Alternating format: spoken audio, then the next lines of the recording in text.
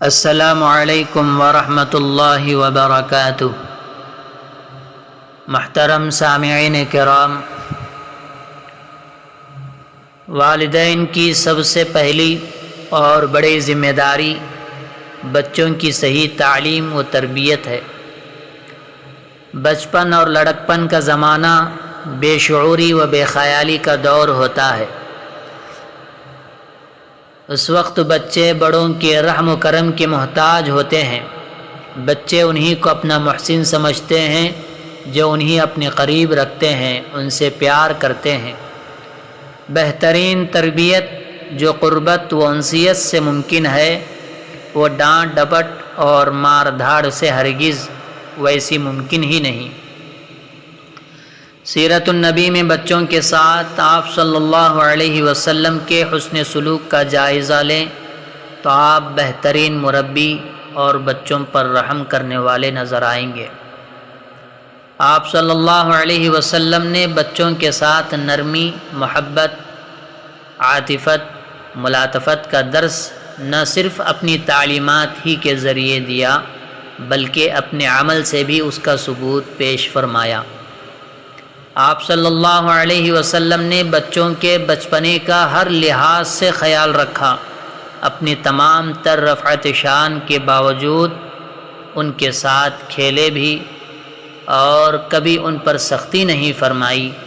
اپنے پیارے نواسوں سے آپ کی محبت و شفقت کے کئی واقعات ہم سنتے پڑھتے رہتے ہیں کہ کیسے وہ عین نماز کی حالت میں بھی لاڑ سے آپ صلی اللہ علیہ وسلم پر سوار ہو جاتے تھے، اور آپ ناراض تو کیا ہوتے، ان کے لیے سجدے کو طویل فرما لیتے۔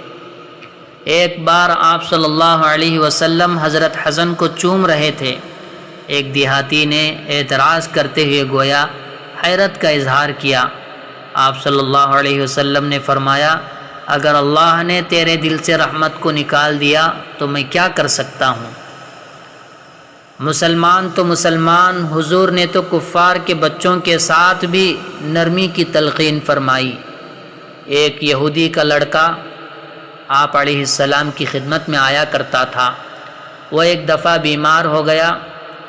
آپ صلی اللہ علیہ وسلم نے از خود تشریف لے جا کر اس کی عیادت فرمائی۔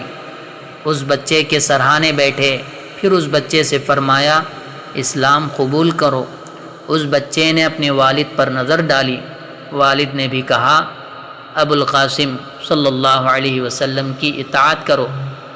لہٰذا وہ بچہ مسلمان ہو گیا۔ آپ صلی اللہ علیہ وسلم یہ کہتے ہوئے نکلے، تمام تعریفیں اسی اللہ کے لیے ہیں جس نے اس کو آگ سے بچا لیا۔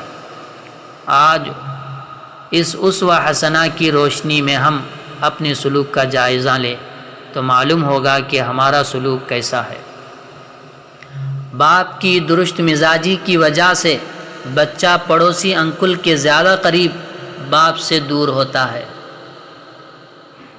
گھر میں خود بچے سے متعلق امور میں بھی اس سے کوئی مشورہ نہیں ہوتا، نہ اس سے رائے لی جاتی ہے اور نہ اس کی پسند ناپسند کا خیال رکھا جاتا ہے۔ ہر وقت ہر بات میں بس اپنی مرضی چلائی بلکہ باقاعدہ ٹھونسی جاتی ہے۔